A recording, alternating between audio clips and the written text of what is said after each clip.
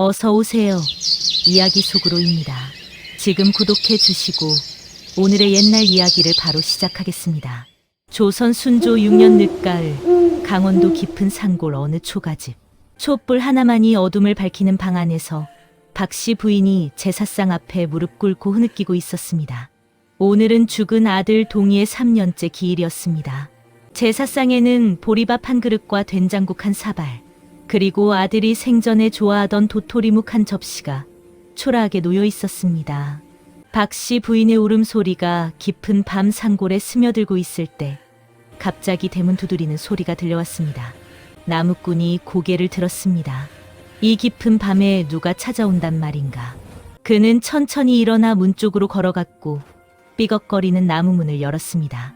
달빛 아래 13살쯤 되어 보이는 한 소년이 서 있었습니다.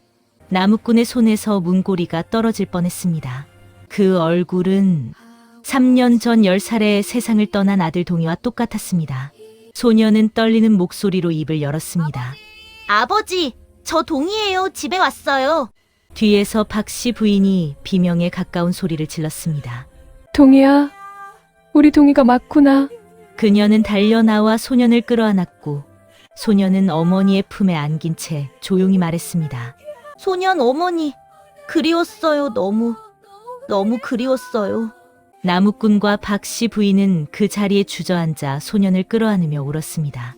하지만 나무꾼의 손끝은 미세하게 떨리고 있었습니다. 소년의 체온이 살아있는 사람치고는 너무 차가웠기 때문입니다. 3년 전 봄날로 돌아갑니다. 조선 순조 3년 봄, 강원도 인제 깊은 산골 마을. 57세의 나무꾼 최 씨는 이른 새벽부터 지게를 짊어지고 산으로 향했습니다. 늦둥이로 얻은 10살 아들 동희를 먹여 살리려면 하루도 쉴 수 없는 형편이었고 오늘도 소나무 가지를 베어 장에 내다 팔 요량이었습니다. 산길을 한 시즌쯤 올라갔을 무렵 덤불 사이에서 가늘고 날카로운 울음소리가 들려왔습니다. 나무꾼이 소리 나는 쪽으로 다가가자 사냥꾼이 놓은 쇠덫에 새끼 여우 한 마리가 앞다리를 물린 채 피를 흘리며 신음하고 있었습니다. 새끼 여우는 나무꾼을 보자 겁에 질린 눈으로 몸을 움츠렸지만 다친 다리 때문에 도망조차 갈 수 없었습니다. 나무꾼은 잠시 망설였습니다. 여우 가죽 한 장이면 쌀 2말은 바꿀 수 있었고 그것이면 식구들이 석 달은 굶지 않을 터였습니다. 하지만 피를 흘리며 떨고 있는 작은 생명을 보자 그의 손은 저절로 움직여 덫을 풀기 시작했습니다. 쇠덫이 벌어지자 새끼 여우는 절뚝거리며 덤불 속으로 사라졌고 나무꾼은 그 뒷모습을 물끄러미 바라보다가 한숨을 내쉬며 다시 지게를 짊어졌습니다. 그가 알지 못하는 사이 바위 뒤편에서는 붉은 털을 가진 늙은 암여우 한 마리가 그 모든 광경을 지켜보고 있었습니다. 꿈이었습니다. 300년을 산 영물인 그녀는 손잡벌 되는 새끼 여우가 덫에 걸렸다는 소식을 듣고 달려왔지만 사람이 먼저 와 있어 숨어서 지켜볼 수밖에 없었습니다. 구미는 나무꾼이 새끼를 풀어주는 모습을 보며 그의 얼굴을 또렷이 기억 속에 새겨 넣었습니다. 가난해 보이는 옷차림, 거친 손, 그러나 생명을 함부로 대하지 않는 따뜻한 눈빛까지. 해가 뉘엿뉘엿 기울 무렵 나무꾼은 소나무 가지를 한 침 베어 지게에 지고 집으로 돌아왔습니다. 초라한 초가집 마당에서는 10살 아들 동희가 장작을 패고 있었고 부엌에서는 아내 박씨 부인이 저녁을 준비하고 있었습니다.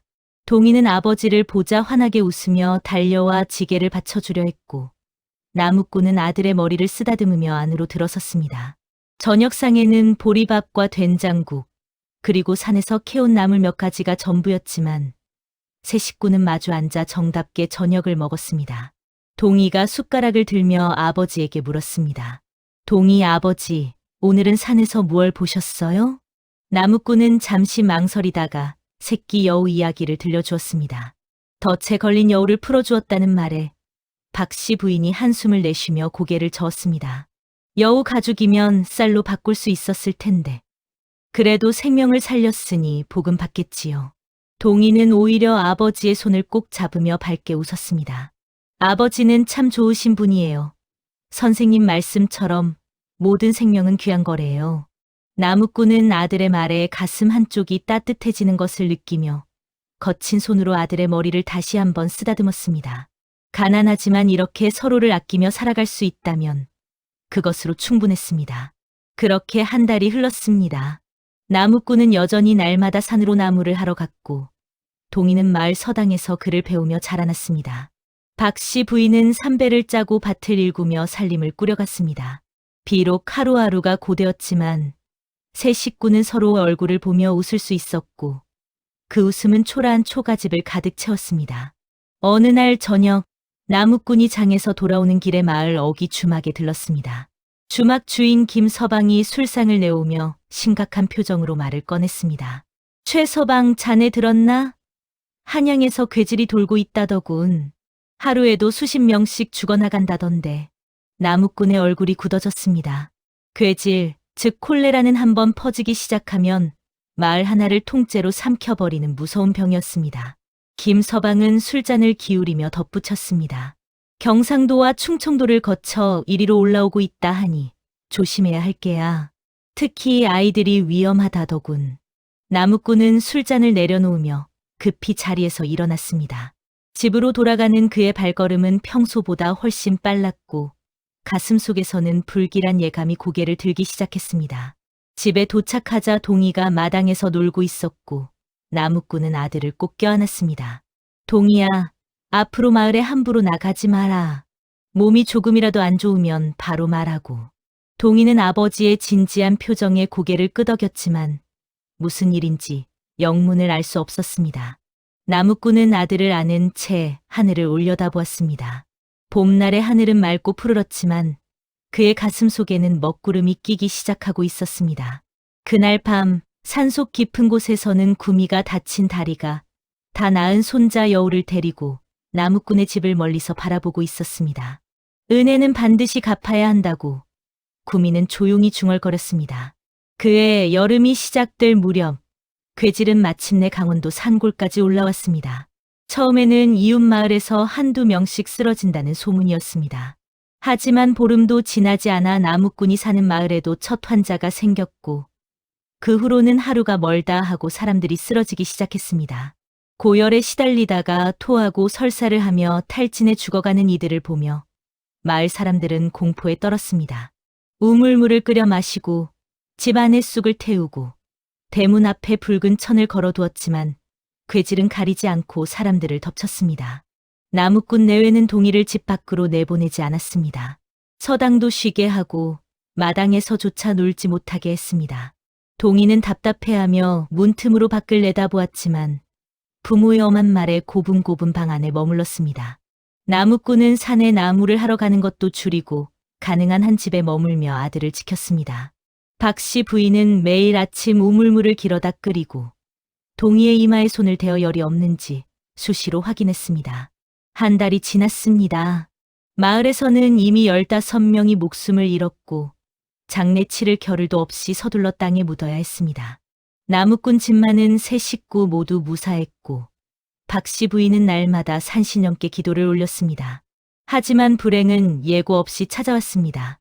어느 날 저녁 동이가 저녁밥을 먹다가 갑자기 숟가락을 떨어뜨렸습니다.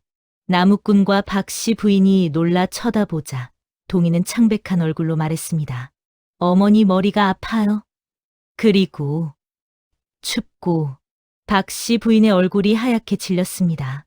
그녀는 황급히 달려가 아들의 이마에 손을 대었고 손바닥을 타고 오르는 뜨거운 열기에 비명을 삼켰습니다. 나무꾼이 아들을 안아 방으로 옮겼고 동이는 이불을 뒤집어 쓴 채 부들부들 떨기 시작했습니다. 한여름인데도 온몸이 얼어붙는 듯 춥다며 아이는 이를 딱딱 부딪혔습니다. 박 씨 부인은 찬물에 적신 수건으로 아들의 이마를 식혔고 나무꾼은 마을 약방으로 달려갔습니다. 하지만 약방 주인은 고개를 저으며 말했습니다. 괴질에는 특별한 약이 없소. 해열초라도 다려 먹이고 물을 많이 먹여 탈진하지 않게 하는 수밖에. 나무꾼은 떨리는 손으로 돈을 내고 해열초 한 줌을 샀습니다. 평소 같으면 터무니없이 비싼 값이었지만 지금은 그런 것을 따질 겨를이 없었습니다. 집으로 돌아와 박 씨 부인이 급히 약을 다렸고 식혀서 동이에게 먹였습니다. 동이는 쓴 약을 억지로 삼키며 눈물을 흘렸고 어머니는 그 눈물을 닦아주며 함께 울었습니다. 첫날 밤이 지나갔습니다.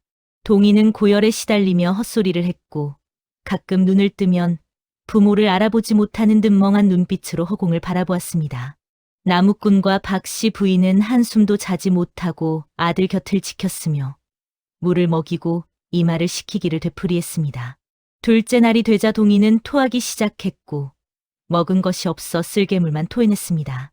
박씨 부인은 아들의 등을 쓰다듬으며 울먹였고 나무꾼은 산으로 올라가 산삼이라도 구해보려 했지만 헛수고였습니다. 셋째 날 밤, 동희의 숨소리가 점점 약해지기 시작했습니다. 나무꾼은 아들의 손을 꼭 잡았고 박씨 부인은 아들의 머리맡에 엎드려 빌었습니다. 산신령님, 제발 우리 아들만 살려주십시오. 제 목숨을 가져가셔도 좋으니. 하지만 하늘은 응답하지 않았습니다. 동희의 입술은 파랗게 질려갔고 숨은 가늘어졌으며 마침내 새벽이 밝아올 무렵 아이는 작게 한숨을 내쉬고는 눈을 감았습니다. 나무꾼이 아들의 손목에 손을 대었을 때 그곳에서는 더 이상 맥박이 뛰지 않았습니다. 박씨 부인이 아들의 몸을 흔들며 외쳤습니다. 동희야, 눈 떠라. 어미가 여기 있다. 하지만 동희는 대답하지 않았습니다. 나무꾼은 아내를 끌어안으며 함께 울었고 두 사람의 통곡 소리는 산골 마을의 새벽을 가득 채웠습니다. 그렇게 10살 동희는 세상을 떠났습니다. 부모가 할 수 있는 모든 것을 다했지만 괴질은 어린 생명을 앗아갔습니다. 장례는 조촐하게 치러졌습니다. 나무꾼 부부는 손수 작은 관을 짜서 아들을 누였습니다. 집 뒤편 언덕, 아들이 살아생전 자주 놀던 곳에 무덤을 만들었습니다. 흙을 한 삽 한 삽 덮을 때마다 박씨 부인은 오열했고 나무꾼은 말없이 눈물을 흘렸습니다. 마지막 흙을 덮고 작은 비석을 세웠을 때 두 사람은 무덤 앞에 주저앉아 한참을 울었습니다. 그날부터 나무꾼 부부의 집에서는 웃음소리가 사라졌습니다. 박씨 부인은 하루에도 몇 번씩 무덤에 올라가 아들을 불렀고 나무꾼은 산에 나무를 하러 가도 넋을 잃고 헤매다가 빈손으로 돌아오기 일쑤였습니다. 밤이면 두 사람은 아들이 자던 빈 방을 바라보며 눈물을 흘렸고 아침이면 아들을 부르는 목소리가 나오다가 이내 현실을 깨닫고 다시 울었습니다. 동희야, 우리 동희 어찌 이리 일찍 가버렸느냐. 하늘이 무심하십니다. 어찌 이리 어린 것을 데려가시나이까.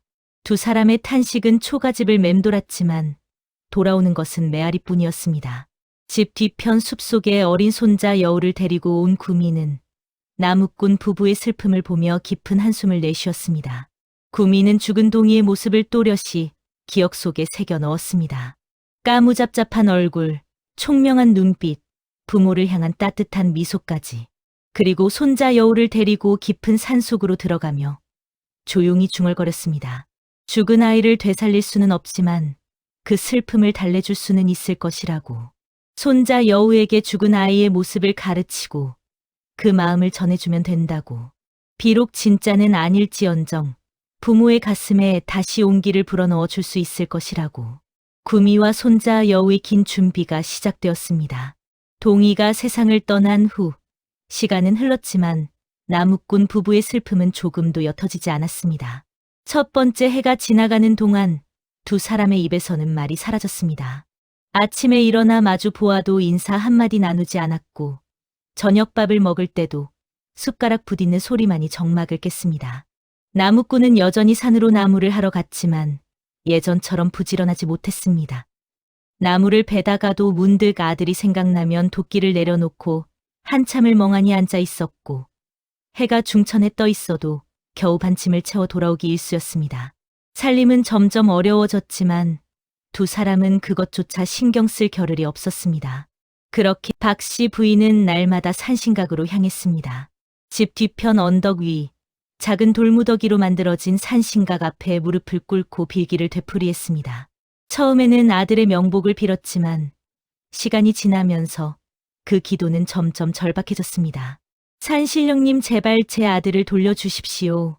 꿈에서라도 한 번만 더 보게 해주십시오. 그녀는 비가 오나 눈이 오나 하루도 거르지 않고 산신각을 찾았고 무릎은 까지고 손은 거칠어졌지만 개의치 않았습니다. 나무꾼이 말리려 해도 소용없었습니다. 박씨 부인은 마치 그것만이 아들과 연결된 유일한 끈이라도 되는 양 필사적으로 매달렸습니다. 두 번째 해가 되자 박 씨 부인의 상태는 더욱 심해졌습니다. 어느 날부터 그녀는 집 안에서 아들을 본다고 말하기 시작했습니다. 빈 방을 바라보며 환하게 웃다가 이내 허공을 향해 손을 뻗으며 눈물을 흘렸습니다. 저녁을 차릴 때는 새 식구분의 밥을 지었고 동이의 자리에도 밥그릇을 놓았습니다. 나무꾼이 슬픈 눈으로 바라보아도 그녀는 아들이 밥을 먹고 있다며 숟가락을 떠서 그릇 위에 올려놓곤 했습니다. 마을 사람들이 걱정하며 찾아왔지만 박 씨 부인은 그들의 위로를 거부했습니다. 그녀는 점점 말라갔고 얼굴에는 생기가 사라졌으며 눈빛만이 이상하게 빛났습니다. 나무꾼은 아내를 지켜보며 함께 무너져갔습니다. 밤이면 아내가 혼잣말하는 소리를 들으며 눈물을 흘렸고 자신도 점점 현실과 꿈의 경계가 흐려지는 것을 느꼈습니다. 어느 날 밤 나무꾼은 꿈을 꾸었습니다. 동이가 마당에서 놀고 있었고 자신을 향해 밝게 웃으며 달려왔습니다. 나무꾼이 아들을 끌어안으려는 순간 아들은 연기처럼 사라졌고 그는 비명을 지르며 잠에서 깼습니다. 옆에서 박 씨 부인도 눈을 뜨고 있었고 두 사람은 어둠 속에서 서로를 바라보며 말없이 눈물을 흘렸습니다. 세 번째 해가 왔습니다. 동이가 죽은 지 3년이 되는 해였습니다. 봄이 지나고 여름이 왔지만 나무꾼 부부에게는 계절의 변화조차 무의미했습니다. 그들은 그저 하루하루를 견디며 살았고 유일한 위안은 집 뒤편 언덕에 있는 동이의 무덤이었습니다. 두 사람은 날마다 무덤에 올라가 아들과 이야기를 나누었고 잡초를 뽑아주고 돌을 다시 쌓아 올렸습니다. 가을이 깊어지고 동이의 기일이 다가왔습니다. 나무꾼 부부는 정성껏 제사상을 준비했습니다. 보리밥 대신 쌀밥을 지었고 동이가 좋아하던 도토리묵도 만들었습니다. 나물을 무치고 생선을 구웠으며 과일도 몇 가지 장만했습니다. 가난한 형편에 무리를 해서라도 아들에게만큼은 최선을 다하고 싶었습니다. 3년째 기일 저녁 제사상 앞에 앉은 박 씨 부인이 다시 한번 빌었습니다. 동이야, 우리 동이야, 어미가 여기 있단다. 한 번만이라도 돌아와 다오. 그녀의 목소리는 울음으로 흔들렸고 촛불도 함께 흔들렸습니다. 나무꾼은 아내의 어깨를 감싸 안으며 함께 고개를 숙였습니다. 3년이라는 시간이 흘렀지만 슬픔의 무게는 조금도 가벼워지지 않았습니다. 오히려 시간이 지날수록 더욱 깊어지고 무거워져서 두 사람의 가슴을 짓눌렀습니다. 그날 밤 두 사람은 제사상 앞에서 잠이 들었습니다. 울다 지쳐 쓰러지듯 잠든 그들의 얼굴에는 눈물 자국이 선명했고 촛불만이 홀로 타고 있었습니다. 그들이 알지 못하는 사이 구미는 지난 3년 동안 손자 여우를 데리고 매일 밤 나무꾼의 집 근처를 찾았습니다. 숨어서 집을 지켜보고 죽은 동이가 살아생전 어떤 아이였는지 흔적을 모았습니다. 마을 아이들이 동이 이야기를 할 때 귀를 기울였고 나무꾼 부부가 무덤 앞에서 나누는 이야기를 들으며 동이의 성격과 말투를 익혔습니다. 동이가 자주 놀던 곳, 좋아하던 음식, 부모를 대하는 방식까지 모든 것을 관찰하고 기억했습니다. 손자 여우는 구미의 가르침에 따라 변신술을 익혔습니다. 처음에는 귀가 남거나 꼬리가 보이기도 했지만 시간이 지나며 점점 완벽해졌습니다. 구미는 손자 여우에게 단순히 모습만 흉내내는 것이 아니라 마음까지 배우라고 가르쳤습니다. 겉모습만 같다고 되는 것이 아니다. 진심으로 저 부모를 사랑하고 진심으로 아들이 되어야 한다. 손자 여우는 고개를 끄덕이며 물었습니다. 할미, 제가 정말 저분들의 아들이 될 수 있을까요? 저는 여우인데. 구미는 손자의 머리를 쓰다듬으며 대답했습니다. 혈육이 가족을 만드는 것이 아니다. 마음이 가족을 만드는 것이니라. 내가 진심으로 그들을 부모로 섬기면 너는 진짜 아들이 되는 것이다. 3년째 되는 날 밤, 구미는 마침내 손자 여우를 데리고 산신각으로 향했습니다. 그곳에서 산신령께 허락을 구했고 오랜 기도 끝에 그 모습으로 살아갈 수는 있다는 응답을 받았습니다. 단, 완전한 사람이 될 수는 없으며 언젠가는 진실을 밝혀야 한다는 조건의 허락이었습니다. 구미는 손자 여우의 이마에 손을 얹고 마지막 주문을 외웠습니다. 손자 여우의 몸에서 붉은 빛이 흘러나왔고 이내 13살 소년의 모습으로 변했습니다. 죽은 동이가 3년을 더 자랐다면 바로 이런 모습이었을 것입니다. 구미는 손자를 꼭 껴안으며 말했습니다. 가거라. 그리고 그들에게 기쁨을 돌려주어라. 이것이 우리가 은혜를 갚는 길이니라. 손자 여우, 이제는 동이의 모습을 한 소녀는 고개를 끄덕이고 산을 내려갔습니다. 달빛이 그의 뒷모습을 비추고 있었고 그림자는 아직 미묘하게 여우의 형상을 띠고 있었지만 밤이 깊어 아무도 알아채지 못했습니다. 소녀는 나무꾼의 집 대문 앞에 섰습니다. 떨리는 손으로 문을 두드렸고 그 안에서 인기척이 들려왔습니다. 대문을 두드리는 소리에 나무꾼이 눈을 떴습니다. 촛불은 이미 반쯤 녹아내려 있었고 제사상 위의 음식들은 차갑게 식어 있었습니다. 나무꾼은 옆에서 잠들어 있는 아내를 깨우지 않고 조용히 일어났습니다. 이 깊은 밤에 누가 찾아온단 말인가? 혹시 마을에 또 무슨 일이라도 생긴 것인가? 그는 문 쪽으로 걸어가며 걱정스러운 마음에 걸음을 재촉했습니다. 삐걱거리는 나무 문을 열자 달빛 아래 한 소년이 서 있었습니다. 13살쯤 되어 보이는 그 소년의 얼굴을 본 순간 나무꾼의 손에서 문고리가 떨어질 뻔했습니다. 까무잡잡한 피부, 총명한 눈빛, 그리고 입가에 어린 미소까지. 3년 전 세상을 떠난 아들 동이가 3년의 세월만큼 자란 모습 그대로 눈앞에 서 있었습니다. 소년이 떨리는 목소리로 말했습니다. 아버지, 저 동이에요. 집에 왔어요. 나무꾼의 입에서 신음 같은 소리가 새어나왔습니다. 뒤에서 박씨 부인이 비명에 가까운 외침을 질렀고 그녀는 비틀거리며 달려나와 소년을 끌어안았습니다. 동이야, 우리 동이가 맞구나. 박씨 부인은 아들의 얼굴을 쓰다듬고 어깨를 만지고 머리를 쓰다듬으며 끊임없이 확인했습니다. 소년은 어머니의 품에 안긴 채 눈물을 흘리며 말했습니다. 어머니, 그리웠어요. 너무 그리웠어요. 세 사람은 대문 앞에 주저앉아 한참을 울었습니다. 나무꾼과 박씨 부인은 아들을 번갈아 끌어안으며 믿을 수 없다는 듯 쳐다보았고 소년은 부모의 품에서 눈물을 흘렸습니다. 3년이라는 시간이 꿈이었던 것처럼 아들이 돌아왔습니다. 하지만 나무꾼의 가슴 한편에서는 묘한 불안감이 고개를 들었습니다. 소년을 끌어안았을 때 그 체온이 살아있는 사람치고는 너무 차갑게 느껴졌기 때문입니다. 그렇게 박씨 부인은 아들을 방으로 데리고 들어가 밥을 먹이려 했습니다. 제사상에 차려두었던 음식들을 가져와 소년 앞에 놓았고 소년은 천천히 숟가락을 들었습니다. 보리밥을 한 술 뜨고 된장국을 마시고 도토리묵을 집어먹는 모습이 꼭 살아생전 동이와 똑같았습니다. 박씨 부인은 그 모습을 보며 연신 눈물을 닦았고 나무꾼은 말없이 아들을 지켜보았습니다. 밤이 깊어갔습니다. 소년은 3년 전 일들을 또렷하게 기억하고 있었습니다. 아버지와 함께 산에 올라갔던 날, 어머니가 해준 나물밥이 맛있었던 일, 마을 서당에서 글을 배우던 일까지, 심지어 병들어 누워있던 사흘 동안의 기억까지 이야기했습니다. 부모가 밤새 자신을 간호하며 울었다는 것, 마지막 순간 부모의 손을 잡으려 했지만 힘이 없어 그러지 못했다는 것까지. 박씨 부인은 아들의 이야기를 들으며 통곡했습니다. 하지만 나무꾼은 점점 더 깊은 혼란에 빠져들었습니다.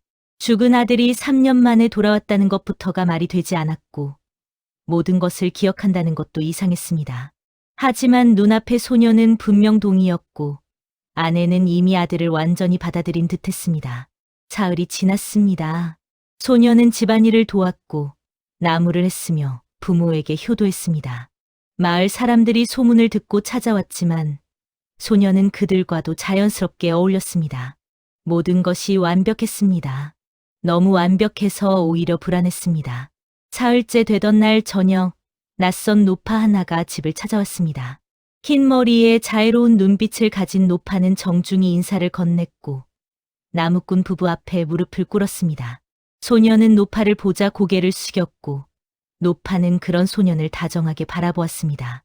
노파가 입을 열었습니다. 소인은 300년을 산 여우 구미라 하옵니다. 3년 전 봄, 나으리께서 제 손자를 덫에서 구해주셨던 것을 기억하시옵니까? 나무꾼의 얼굴이 굳어졌습니다. 그는 3년 전 새끼 여우를 풀어준 일을 떠올렸고 노파가 말하는 의미를 천천히 깨달아갔습니다. 구미는 차분하게 진실을 털어놓았습니다. 3년 전 은혜를 갚으려 했지만 동희가 세상을 떠나는 것을 막을 수 없었다는 것. 그래서 손자 여우를 3년 동안 가르쳐 동희의 모습으로 살아가게 했다는 것. 동희가 살아있을 때부터 그림자처럼 지켜보며 그의 말투와 버릇을 익혔다는 것. 그리고 산신령께 허락을 받아 동희가 머물던 혼의 기운까지 받았다는 것까지. 박씨 부인은 그 말을 듣자 온몸이 얼어붙었습니다. 천천히 소년을 돌아보았고 소년은 고개를 숙인 채 눈물을 흘리고 있었습니다. 구미는 계속해서 말했습니다. 이 아이는 여우이옵니다. 하지만 인간의 마음을 가지고 있으며 진심으로 두 분을 부모로 섬기고 싶어 하옵니다. 선택은 두 분의 몫이옵니다. 방 안은 깊은 침묵에 휩싸였습니다. 촛불만이 흔들리며 세 사람의 얼굴을 비추고 있었습니다. 박씨 부인은 떨리는 손으로 소년의 얼굴을 들어 올렸습니다. 소년의 눈에는 눈물이 그득했고 그 눈빛에는 진심 어린 간절함이 담겨 있었습니다. 박씨 부인이 입을 열었습니다. 목소리는 떨렸지만 또렷했습니다. 우리 진짜 동희는 하늘나라에 있겠지요. 그것을 알고 있습니다. 하지만 그녀는 소년을 끌어안으며 울었습니다. 이 아이가 여우든 사람이든 진심으로 우리를 부모로 여긴다면 그것으로 충분합니다. 우리 아들로 받아들이겠습니다. 나무꾼도 천천히 고개를 끄덕였습니다. 그는 소년의 어깨에 손을 얹으며 말했습니다. 내가 진짜 우리 동희는 아닐지 모른다. 하지만 내가 우리를 진심으로 사랑한다면 우리도 너를 진심으로 사랑하겠다. 소년은 두 사람을 번갈아 끌어안으며 목 놓아 울었습니다. 구미는 그 광경을 지켜보며 깊이 절을 올렸습니다. 은혜를 갚았사옵니다. 이 아이를 잘 부탁드리옵니다. 그녀는 천천히 일어나 문 밖으로 나갔고 달빛 속으로 사라졌습니다. 그날 밤 나무꾼 부부와 소년은 한참을 껴안고 울었습니다. 진짜는 아니지만 진심인, 가짜는 아니지만 다른 그런 복잡한 관계였습니다. 하지만 그것으로 충분했습니다. 3년간 멈춰있던 시간이 다시 흐르기 시작했고 초가집에는 다시 웃음소리가 돌아왔습니다. 동희가 돌아온 후 10년이 흘렀습니다. 그 10년 동안 나무꾼의 집에는 웃음이 끊이지 않았습니다. 동희는 23 청년으로 자라났고 아버지를 도와 나무를 하고 밭을 일구며 살았습니다. 여우의 능력 덕분인지 밤에 산으로 올라가 산삼을 캐오기도 했고 그것을 팔아 가족은 가난에서 벗어날 수 있었습니다. 초라했던 초가집은 기와집으로 바뀌었고 보리밥 대신 쌀밥을 먹을 수 있게 되었습니다. 무엇보다 나무꾼 부부의 얼굴에는 다시 생기가 돌아왔습니다. 동희는 지극정성으로 부모를 봉양했습니다. 아침이면 제일 먼저 일어나 밥을 짓고 저녁이면 아버지의 어깨를 주무렸으며 어머니가 아프면 밤새 간호했습니다. 마을 사람들은 동희의 효심을 칭찬했고 죽었던 아이가 돌아왔다는 기적을 신기해했습니다. 하지만 모든 이가 그저 받아들이기만 한 것은 아니었습니다. 어느 보름달이 뜬 밤, 마을 사냥꾼 하나가 우연히 동희의 그림자를 보았습니다. 달빛 아래 비친 그림자는 사람의 형상이 아니라 네 발 달린 짐승, 여우의 모습이었습니다. 사냥꾼은 깜짝 놀라 뒤로 물러섰고 다음 날부터 마을에 소문이 퍼지기 시작했습니다. 최 씨네 아들이 여우라더라. 그래서 죽었다가 살아온 게 아니라 여우가 둔갑한 거래. 소문은 눈덩이처럼 커져갔고 마침내 마을 사람들이 나무꾼의 집 앞에 모였습니다. 그들은 동희를 내보내라 외쳤고 여우를 쫓아내야 한다며 목소리를 높였습니다. 나무꾼과 동희가 난처해하며 서 있을 때 박씨 부인이 대문을 활짝 열고 나왔습니다. 60을 넘긴 그녀의 얼굴에는 단호함이 서려 있었습니다. 그렇습니다. 이 아이는 여우입니다. 하지만 지난 10년간 이 아이만큼 효성스러운 자식을 본 적이 있습니까? 마을 사람들이 술렁이는 가운데 박씨 부인은 계속해서 말했습니다. 이 아이가 여우든 사람이든 제게는 소중한 아들입니다. 그 어떤 사람보다 진심으로 우리를 섬겼고 우리는 그 마음을 믿습니다. 주막 주인 김서방이 나서며 거들었습니다. 10년을 지켜봤지만 저 아이가 누구에게 해를 끼친 적이 있던가? 오히려 가난한 이웃에게 쌀을 나눠주고 병든 이를 돌보지 않았나? 하나둘 고개를 끄덕이는 이들이 생겼고 마침내 사람들은 침묵으로 받아들였습니다. 여우라 해도 사람보다 더 사람다운 마음을 가졌다면 그것으로 충분하다고. 그 일이 있은 후 5년이 더 흘렀습니다. 나무꾼은 70살이 되었고 오랜 세월 산을 오르내리며 혹사한 몸은 점점 쇠약해졌습니다. 어느 늦가을 저녁 나무꾼이 자리에 눕게 되었습니다. 동이는 아버지 곁을 지키며 약을 다리고 죽을 쑤어드렸지만 아버지의 기력은 날로 떨어져 갔습니다. 며칠 후 새벽 나무꾼이 희미한 목소리로 동이를 불렀습니다. 동이가 아버지의 손을 잡자 나무꾼은 아들의 얼굴을 한참 바라보다가 조용히 말했습니다. 동이야, 내가 진짜 우리 동이든 여우든 너는 내 아들이다. 이 애비를 15년간 섬겨준 것 고맙다. 동이의 눈에서 눈물이 흘러내렸습니다. 그것은 여우의 눈물이 아니라 진짜 사람의 눈물이었습니다. 15년을 함께 살며 느낀 사랑, 감사, 슬픔이 모두 담긴 눈물이었습니다. 아버지, 저를 아들로 받아주셔서 사랑해 주셔서 감사합니다. 나무꾼은 아들의 손을 꼭 쥐고는 박씨 부인의 손도 함께 잡았습니다. 세 사람은 한참을 그렇게 손을 맞잡고 있었고 나무꾼은 평온한 얼굴로 눈을 감았습니다. 일은 평생 가난했지만 사랑이 넘쳤던 삶이었습니다. 그리고 마지막 15년은 기적 같은 선물이었습니다. 그로부터 20년이 더 흘렀습니다. 동이는 43이 되었고 박씨 부인은 90살이 되었습니다. 동이는 변함없이 어머니를 봉양했고 박씨 부인은 아들의 품에서 편안한 노년을 보냈습니다. 마을 사람들은 이제 동이가 여우라는 사실조차 잊은 듯했고 그저 효자로만 기억했습니다. 어느 봄날 박씨 부인이 조용히 숨을 거두었습니다. 90평생을 살며 겪은 슬픔과 기쁨, 그리고 마지막 35년간의 기적 같은 위로를 품은 채 그녀는 평온하게 세상을 떠났습니다. 동이는 어머니의 장례를 정성껏 치렀고 아버지 무덤 옆에 어머니를 모셨습니다. 장례가 끝난 다음 날 아침 동이는 두 무덤 앞에 무릎을 꿇고 절을 올렸습니다. 한참을 그렇게 앉아 있다가 천천히 일어섰습니다. 그는 집으로 돌아가지 않고 산 쪽으로 발걸음을 옮겼습니다.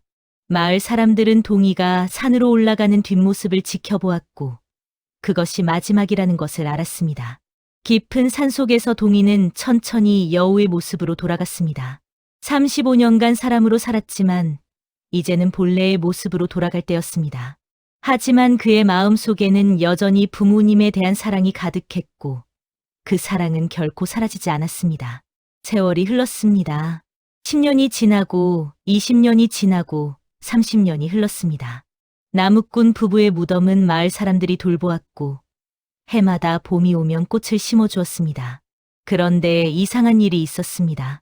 무덤 앞에 누가 놓고 간 것인지 모를 산삼이 가끔씩 놓여 있었던 것입니다. 마을 사람들은 고개를 갸웃거렸지만 나이 든 김서방만은 조용히 미소 지었습니다. 동이가 아직도 부모님을 찾아뵙는 계지. 어느 보름달 뜬 밤, 한 늙은 여우가 무덤 앞에 앉아 있었습니다. 붉은 털은 이제 하얗게 새었고 몸은 야위었지만 눈빛만은 여전히 맑았습니다. 여우는 두 무덤을 번갈아 바라보며 조용히 절을 올렸습니다. 한참을 그렇게 앉아 있다가 달빛 속으로 사라졌습니다.